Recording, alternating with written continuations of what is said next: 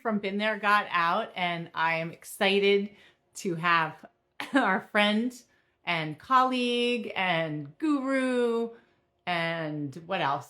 Author, narcissistic abuse expert, coach Tracy Malone on. There she is. Yay. Saw you on Avaya University a few years ago and was taking tons of notes on your content and was like, she's so much fun and fascinating and very wise. And then at some point after that, you agreed to do an interview with us when we were still really little.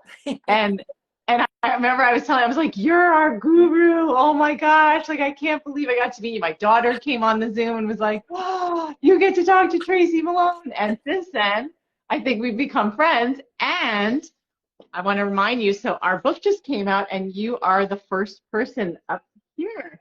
So thank you very much. Yay. Tracy, I'm so glad to have you back. I'm so happy to be here, and I can't wait. My book is in the mail, so I hope to get it soon. I know. Well, we had a little issue with some printing, so we're supposed to get another batch of properly printed ones, but you will get it as soon as we get the pristine copies. But thanks so much for all your support and encouragement, and always for coming on and giving excellent, fiery, feisty content that people can relate to. Before you even start, I just want to say you mentioned it on our little commercial intro a few minutes ago, but you send out a newsletter, and when I got your newsletter like a week ago, whatever it was, and you were talking about false arrests, I thought, oh, perfect topic, because we deal with that all the time. Just like 2 days ago with a new client, she said, I don't know if I told you this, but I was actually arrested, and there was so much shame around it, as if she thought that we would believe that she were the villain and that she had done what she had done when we already knew that she didn't. This is something that happens all the time, and it's never talked about enough. Yeah. So you're the perfect person to talk about it. So why don't you introduce yourself and then tell us your story? Sure. I'm the criminal that gets to explain it to you. Awesome. So again, that's just the way I joke about it. There's nothing funny about being arrested, especially falsely arrested, like out of the blue. And it is a tactic that many narcissists use. So I'm Tracy Malone. I'm the founder of Narcissist Abuse. You already gave all that stuff. I know you said introduction, but I went right in. But yeah, being arrested by a narcissist is not often spoken about because there is so much shame, and it's hard to even tell your friends. Right? You're humiliated, and you're just like, this shouldn't be me. Why am I here? I didn't. When I was arrested, I like literally laid in that bunk and cried and told like the bunkmate, if you would, the other person that wouldn't tell me why she was in jail for life, but that kind of scared me. I was like, well, what do you mean? You know, but I was just like, I don't belong here. I'm a business owner. I'm a mother. I've never done anything wrong. I'm like, okay, so I got a couple speeding tickets over my years of life, but that's what I've done wrong, you know? So it was just so hurtful and damaging. And it ended up, I learned that this man that had me arrested had actually had his ex-wife arrested 3 times. So it's just a strategy. When he's up against the wall, that's how he reacts. And it's always to put the blame on someone else. So they look like the shining hero, and they've got this, I mean, talk about things to smear you with. Well, she went to jail for what she did, so she must be bad, right? And the courts don't understand emotional abuse. They don't understand anything. So they just prosecute you as a criminal. Yeah. You know, I have a good friend from high school who lives in you're in Colorado, right? Mm-hmm. So he also is in Colorado, and he said in Colorado, if the police get called for a domestic incident, they have to arrest one person. Is that still the case? That is exactly the case. And you know, I had no idea about said law, but it's like literally, if you are in your house fighting with your spouse and a neighbor hears the fighting and gets worried and calls, it doesn't matter if you're in your own home and like you're not like neither one of the parties fighting are going, she belongs in jail. The cops mandatorily have to put someone in jail for domestic violence. And it's, I guess I understand, because I was in the DV world for a long time. I understand their concept behind it, so that the victim is protected, but they don't take into account the fact that the victim often is the one that is being arrested and or falsely accused, right? And so there's no accommodation for that. There's no like negotiating of it.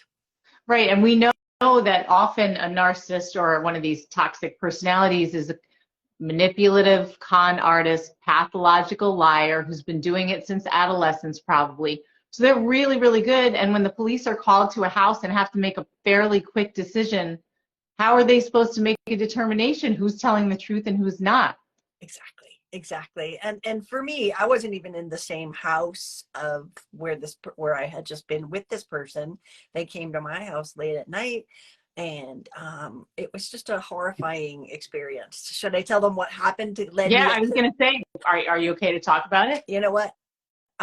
This is 7 years ago, this past Monday. That's why the email went out that you happened to see. And I was like, whoa, 7 years. Oh my God. My life has completely radically changed, including my career. And now I do and help survivors. Right.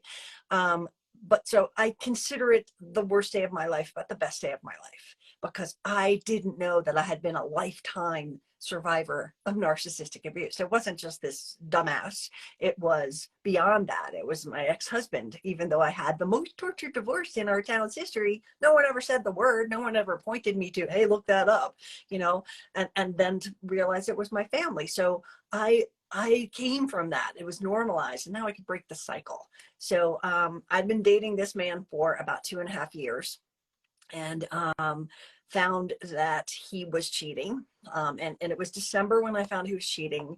And it was not just with somebody, but it was December. We were about to have Christmas dinner at a mutual friend's house, and it was the only other single girl at the table of 6 dinner. I'm like, really? Like, you have to choose the person we've been having dinner with for 4 years?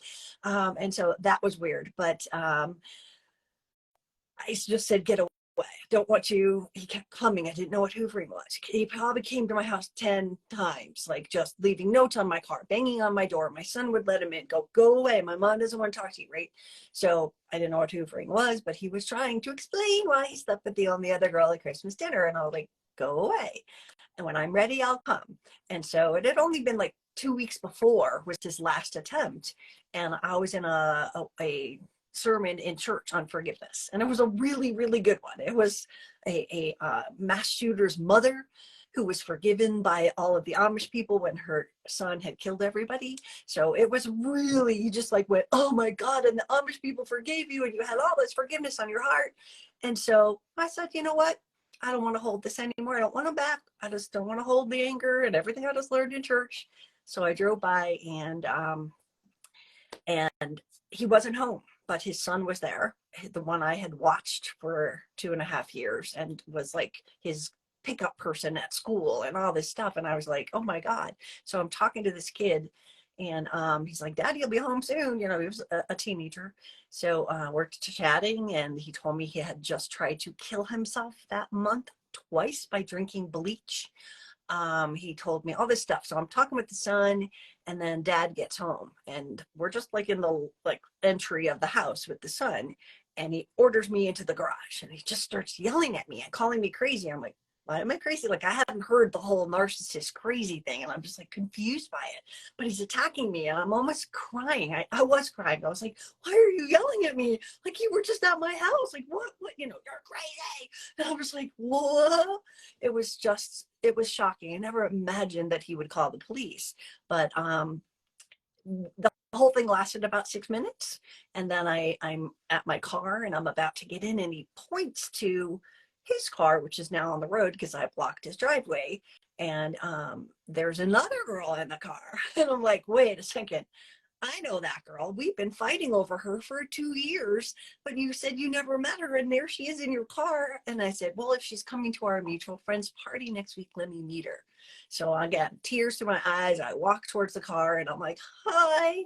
And he's like blocking me. She doesn't want to meet you. You're crazy. And I'm just like, all right, fine. And I turn around and head back to my car.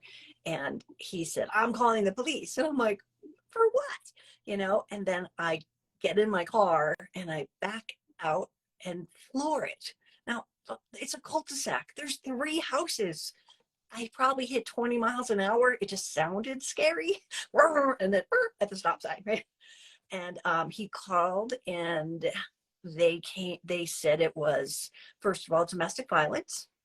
Because I pulled away fast, he said he was scared for the life of his passenger, and he was scared for his life. So they added reckless endangerment. Then what else did they add? Trespassing. And so I get arrested. They come that night, they take me away, and So wait, handcuffs. so Tracy, they didn't do anything. So you found this out later. They came to your house later. Yeah. It wasn't like they So came to the scene. So yeah. completely out of nowhere. Well, not out of nowhere. I was scared because he was on the phone with the cops. So I actually called the Christmas dinner girl. Again, she was my friend. Yeah.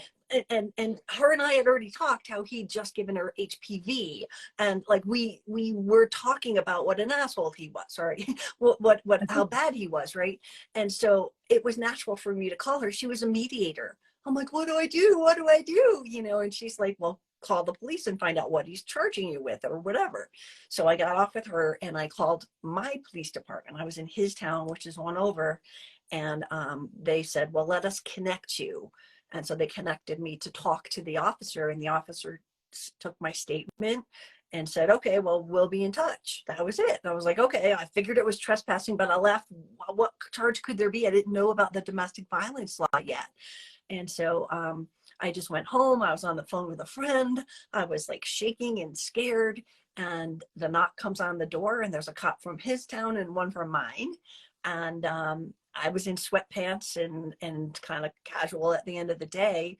And they followed me into my closet and watched me put on clothes to make sure I didn't stick a gun or something in my clothes. I don't know. But then they just handcuffed me and took me away. And it was horrifying. They wouldn't tell me where we were going, what was going to happen, what was I being charged with. They wouldn't talk to me at all.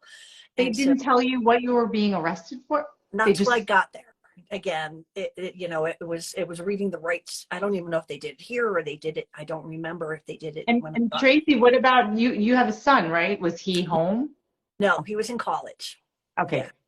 Yeah. My neighbors got to see the, swirling lights outside my house. That was embarrassing. So they took me and booked me and told me it was the reckless endangerment, domestic violence, and trespassing. And then they left me there for, I don't know, 10 hours. And I was freezing. I was starving. I was shaking. And then they did the mug shots and put the little Johnny jumpsuit on and someone else's underwear. Like, that was probably the grossest part for me. I was like, ugh. So, and then they put me in my little room. But I was arrested at like 8 o'clock at night, and I didn't go into a room till 6 a.m. And they said we just had to wait for a judge and hearing, which there's a courthouse in each jail, apparently. Didn't know that factoid. But later they actually shackle you. So chains around your waist and hands in the handcuffs attached to your waist to be marched down to the courthouse. And again, it's just within the jail. But I was like so frightened and so scared, and it was just the most horrifying day. I got my call somewhere around 4 o'clock in the morning, and they gave me back my phone. They wouldn't let me call from my phone, but they gave me back to look for a phone number. And I called my employee at 4 o'clock in the morning just because I looked at my schedule and I'm like, I got 5 appointments tomorrow. I cannot show up. That was my concern, was that. And in the end, he came and bailed me out the next day. I didn't ask him to, and I didn't have to, post bail, but he came and sat there for like 12 hours until the judge and everything came out, and later in the day. And they did release me on my own reconnaissance, if you would. And I had to hire a criminal lawyer, and that was about $10,000. And he didn't believe me. He was just like, you are not the victim. You are the perpetrator. And I Really? would cry You're your own attorney. He's like, you got to get this through your head. You were arrested. You're the criminal. And I'm just like, what did I do? I went to forgive him, you know? How ironic. It was ridiculous. But yeah, I had the trials. Oh, by the way, 3 weeks later, this is an important factoid. 3 weeks later, I get a call from the lawyer saying he recorded the whole conversation. I mean, he didn't tell the police about it when he did a police report, which the other girl in the car had a paper that was, you know, town paperwork, and you fill out your statement on. His was typed, and it was 3 pages long. 3 pages long. He took 2.5 hours, she said, to type it. And I'm like, where's the cops? Did they say, oh, we'll come back for a typed statement later? Like, I don't understand the whole process, but that was a weird factoid. And in his statement, he said he asked me to leave 7 times. I'm like, you asked me to leave once, and I got in my car and I drove away. So where'd this 7 number come from? I didn't know until 3 weeks later when we get the notice that he recorded the whole thing. And I'm like, what? My lawyer's like, get down here. They're adding another charge of menacing. Menacing is a class 2 something. And again, I'm not like, you know, on the legal jargon, but it meant I went to go to kill him. I was like, so I have to choose between reckless endangerment and menacing. And I go to listen to the recording, and inserted is, Tracy, I want you to leave 7 times. I'm like, where's the part about his son trying to commit suicide? That's gone. Where's the part about me contacting his ex-wife to get off the emergency contact for his son? I did that. We talked about it. He was really angry at Dad. You know, I'm like, this isn't the way the conversation went, Mr. Officer. And I took it to the chief of police, and I'm like, isn't this like tampering with evidence? And they said, well, ma'am, if you had an original recording and we could prove he tampered it, then he would be going to jail. But you don't have a recording, so therefore we're going to honor this, and you're going, you know, more charges.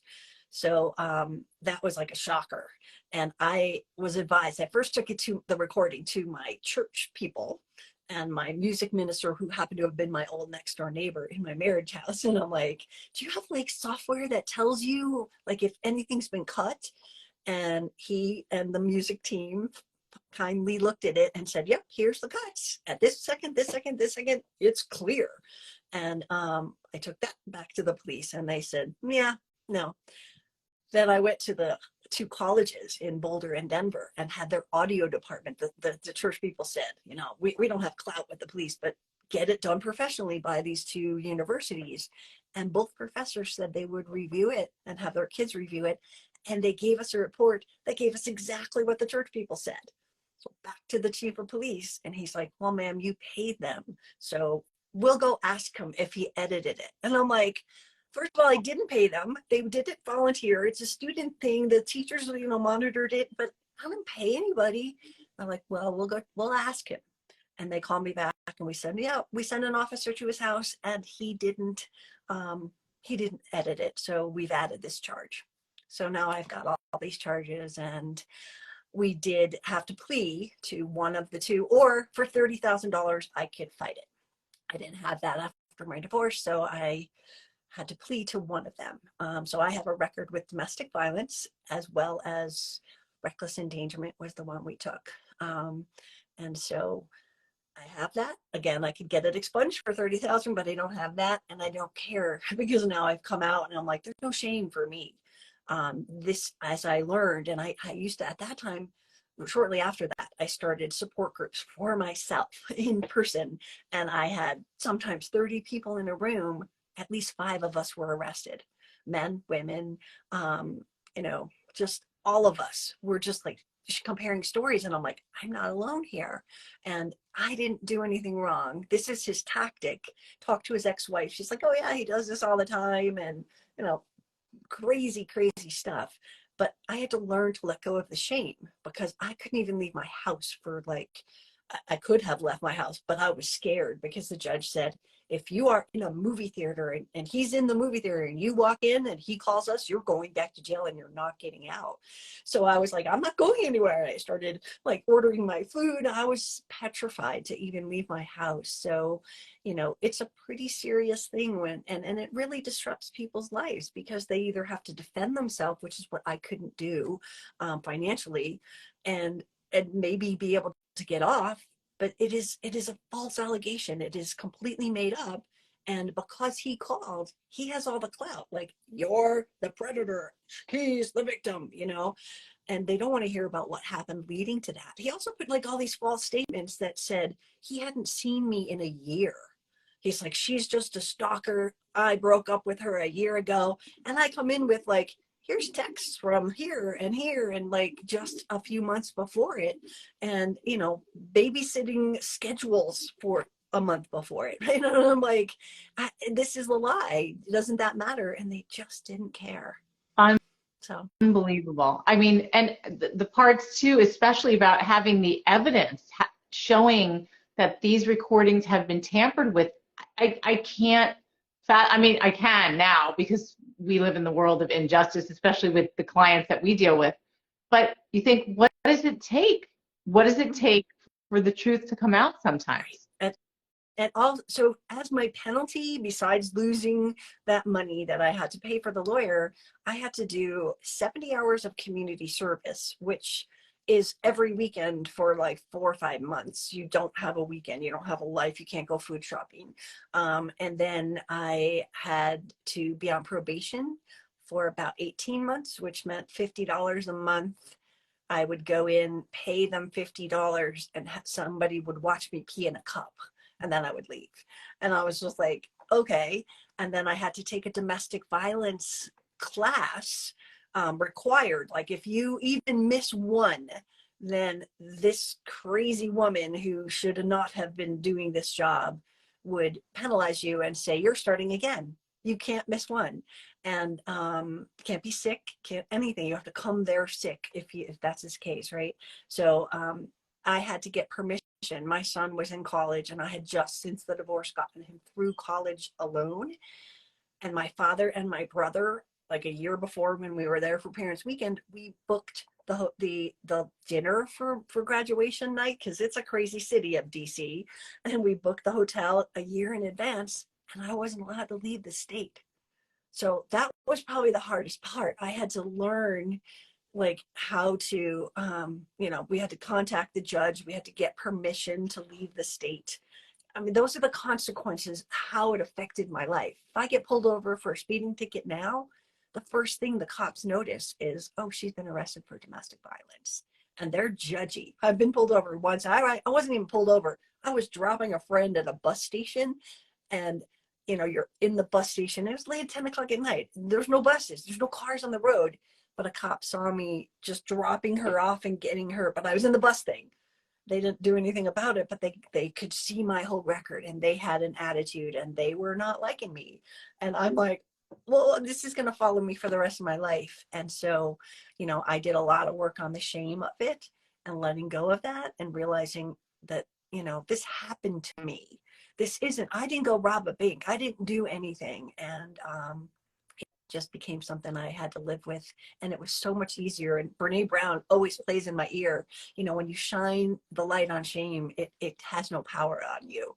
And so for me, that was the big thing. But then I started learning about narcissistic abuse when I was in that sort of quarantine, right? This is well before real COVID quarantine, but I didn't leave the house, and I just started learning. And if I had like earbuds in 24/7, listening to YouTubes, listening to people, and there still wasn't even much information about arresting, but there was about what I was dealing with, and that became my salvation and eventually my career. So It's amazing. So when it happened, what was the reaction of like friends and family issues, but what about people that knew you? Did you feel like people didn't believe you? There were some, in fact, so I had met this man through mutual friends. And at that point, since my divorce, it was about 3 years I'd known these other folks and had all my Christmases with them. And they were, well, that was the stupidest thing you ever did. Why did you do that? And they were on his side. And I was like, well, okay, I don't talk to them. I've lost those friends. There were certain people who was like, that was the stupidest thing you ever did. And I'm like, church, forgiveness, him coming over all the time. And I just want to stop coming over. I'm done. Let's forgive and move on. And yeah. So some friends got it and were supportive, and others were just because the people who don't understand abuse, right? Right. So it was clearly something you did, Tracy, and I've lost girlfriends as well that came out with that kind of language to me, that I had done something wrong in going there.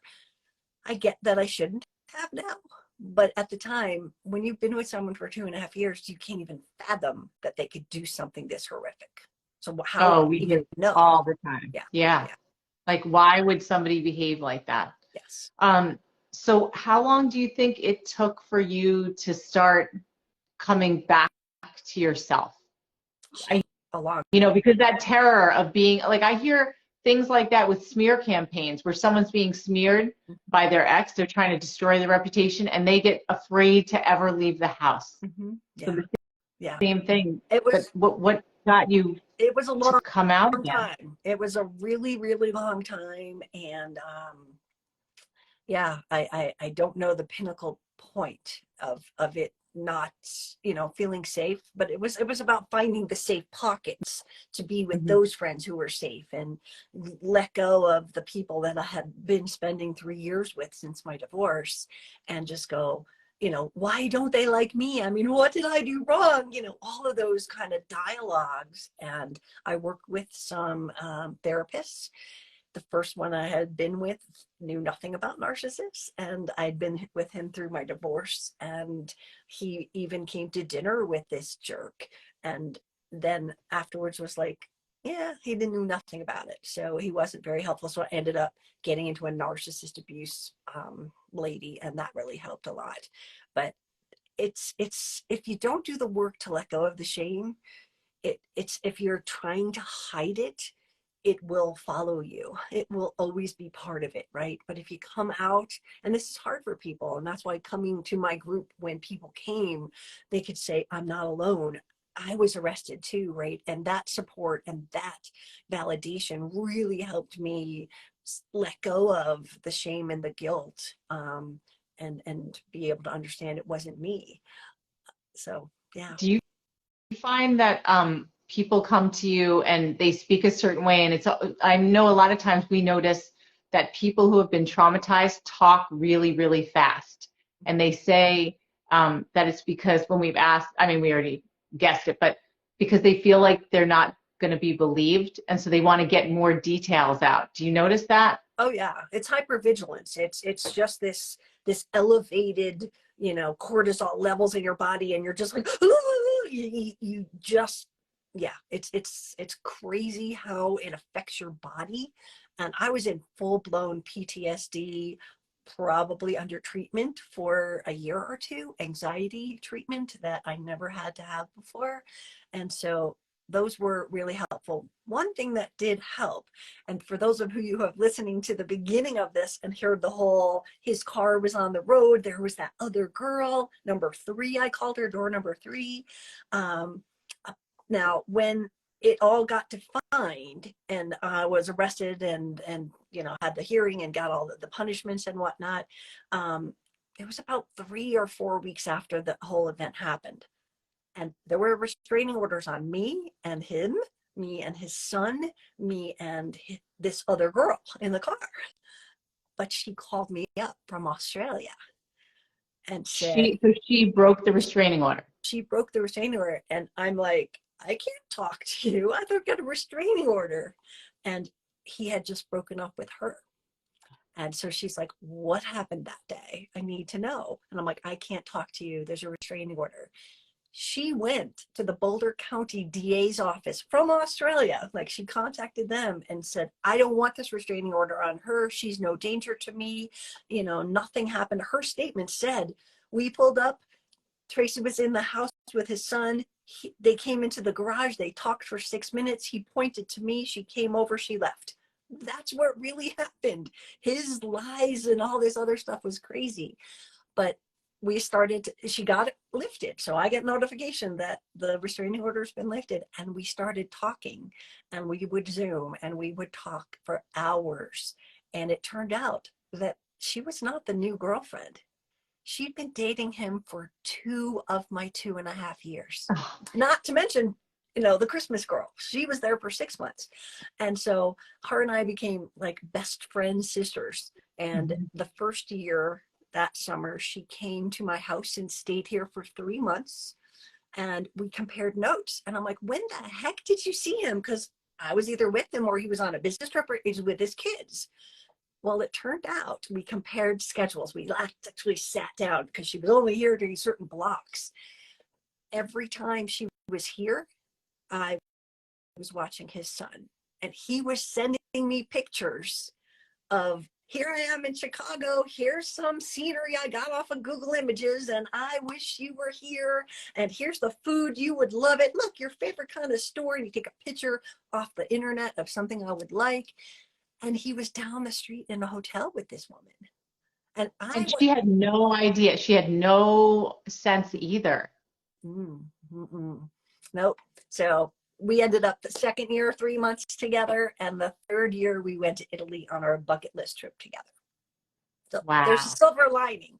But we compared. It was crazy. This is the part about a narcissist, and this really was so healing to us. We did a lot of videos together at the time, and she loved country music, and he would just every morning send her country music songs and all this stuff. And if I had country music on, he would come in and be like, I hate country music, turn it off.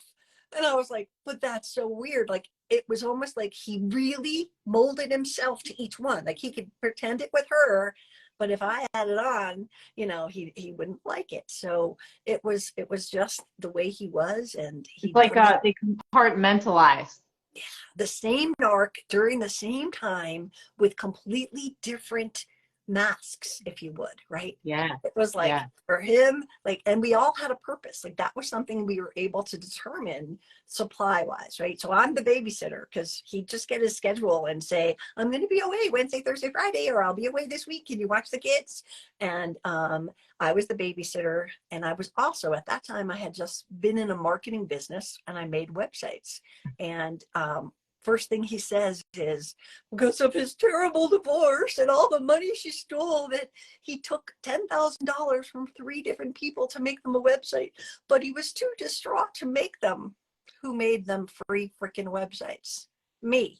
Help him out. So I'm there. He's making 30 grand and I'm getting nothing, and I'm doing all the work. So that I was that supply. The girl from Christmas is a mediator. And he was still fighting his ex-wife, at that time, 4 years later. So the mediator was giving him legal advice.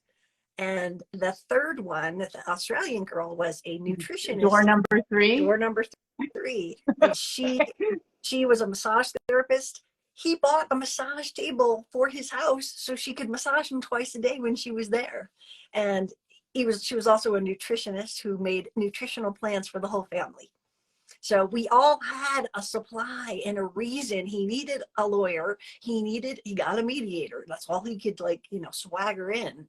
But this is how they do it, is they use us for certain supplies, but it was fascinating to watch. Same guy, same time, different purposes for each one of us. Unbelievable, but totally believable. Yeah. So awful.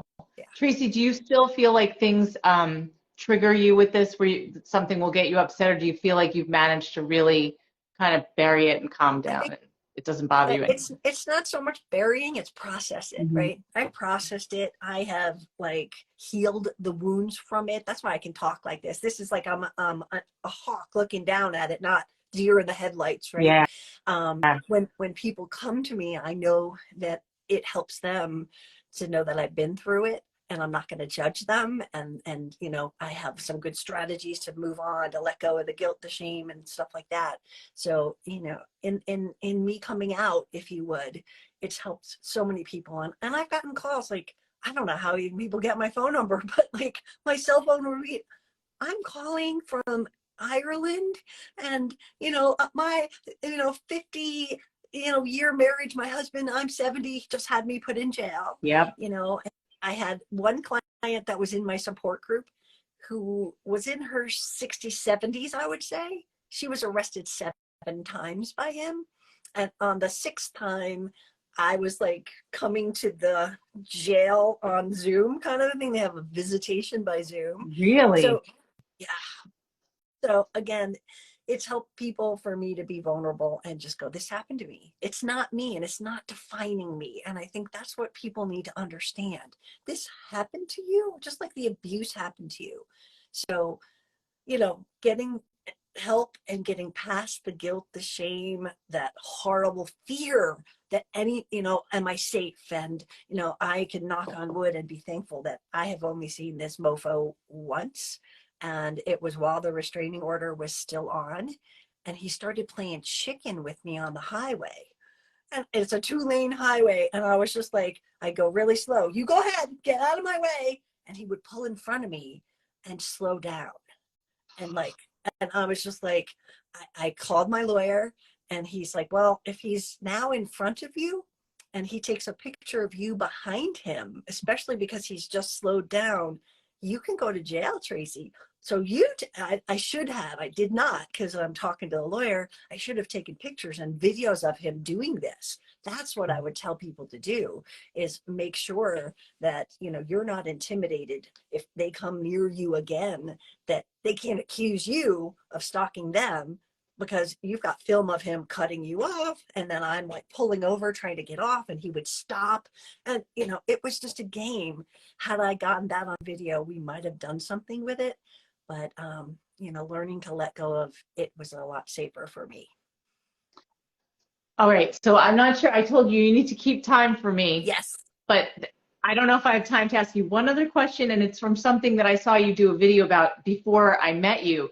But you had talked about being careful how you share your story with others. And I'm thinking this might be one of those situations. Did you find it? Do you want to talk about that a little bit? Where people often, these things happen and they want to just tell everybody and expect other people to empathize, and why maybe that's not the best idea. Absolutely. I have a workshop called Change the Story, which is probably what you watched, because we tend to story barf, right? When we are in that hyper, oh my God, this has just happened, kind of situation, and the emotional level, we do story barf. We tell everybody, and some of our friends are not going to understand. And like me, some of them judged me for, why did you go? That was stupid. Like, again, was it stupid? Yes. Did I think I could get arrested? No. So it's blaming the victim in many cases. But if we can craft a story that simplifies what happened to us, and kind of, again, this is when you're further up or removed from the trauma of it. If you can craft something that this is a one-liner. I was arrested by someone. I did not know what a narcissist was. I was falsely arrested by someone, and I am learning to let go of the pain that arrest caused me, right? That's a simple story. That's a simple line, and I just made that up on the fly, but it is about finding a little tiny story, almost like an elevator speech. You know how those 30-second commercials in business are? Yeah. The pitch. It's exactly, what do you want to say? Because if you can craft something like that, you can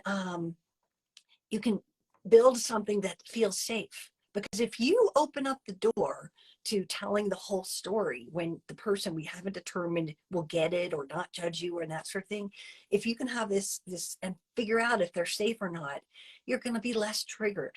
Because if you tell the story and you story barf it all out there, and somebody is sitting here judging you for it, and then it makes you feel worse, or worse even, well, why did you do that?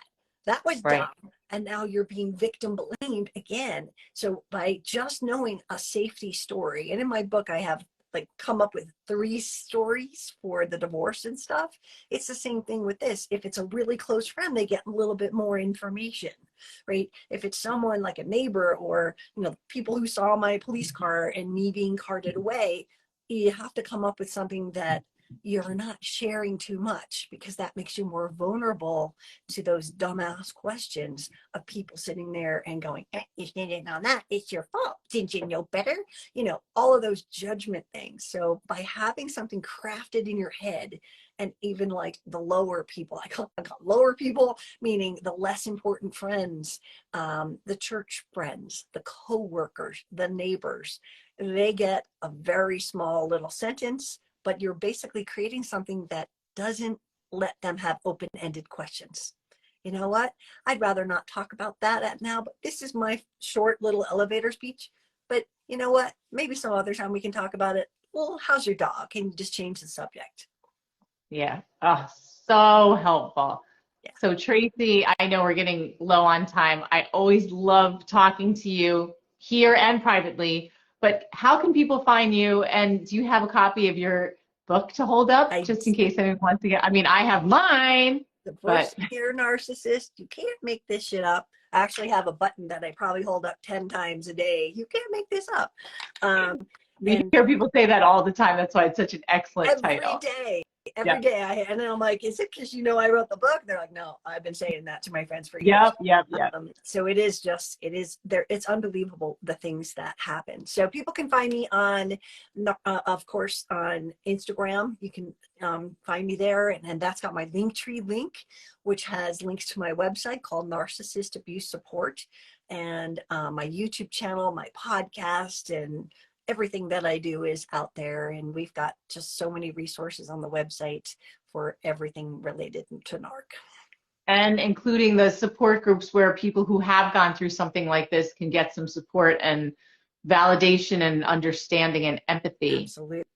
It just takes someone to like talk you down off the trauma ladder and give you the tools to not let it make you think that you're a bad guy. You know, Yeah. like that's the thing, is I'm a bad guy and I'm a criminal. And I walked around saying that for a while, and that wasn't serving me. I was like sort of defending myself, but I'm a criminal. And now I'm like, yeah, that jerk had me arrested and it was a false arrest and I had a lot of legal problems because of it. But it doesn't define me. It's not me. And, you know, again, it was the worst day of my life. 24 hours of pure something I wish no one ever has to go through. But it is also the best day, because I got to find out the patterns of my life and untangle that mess. So had he not done that, I probably would have gone to the next abuser and the next one and the next one, because I didn't see it. And so he was just so evil that it forced me to look inside. And look what you've done with it. A friend of mine, his name is Coach Chris Jackson, and he said the line that he took from someone else, but you've turned your mess into your message. Isn't that That's great? a good one. Yeah, exactly. Yeah, Yeah, I know. we can use our pain to help others. It does make a difference. And, you know, I have so many friends from my original support group 7 years ago that we still see each other, you know, a couple times a month. And 3 or 4 of them were also arrested, you know, and they were doctors' wives. And, you know, just all of these people, you would be like, a doctor did this to you? Yeah. Oh, It yeah. doesn't matter what they do. We think there's some sort of safety, like that we, you know, they're reputable. They're not going to do something like this. But unfortunately, a narcissist comes in all flavors, and they hide behind the doctor mask if that's who they are. Yeah. Oh, I just saw an awesome quote. Your trauma into your triumph. Ooh. I'm taking that. That's a good one. I haven't heard that one. Yeah, That's a great one. you're good that you can like look at that at the same time, and I'm like, well, I can't read it at the same time, but you're practiced at this. Sometimes. All right. So I know, Tracy, you have to go. You have clients, but thank you so much again for coming on and talking about this. And I know a lot of people are going to relate to it and feel lighter because of it. I hope so. It's a message that needs to get out there. So thank you for exposing it and helping people. All right. Talk soon. And looking forward to meeting you live this summer, hopefully. In July, girl. Okay. Bye. Bye.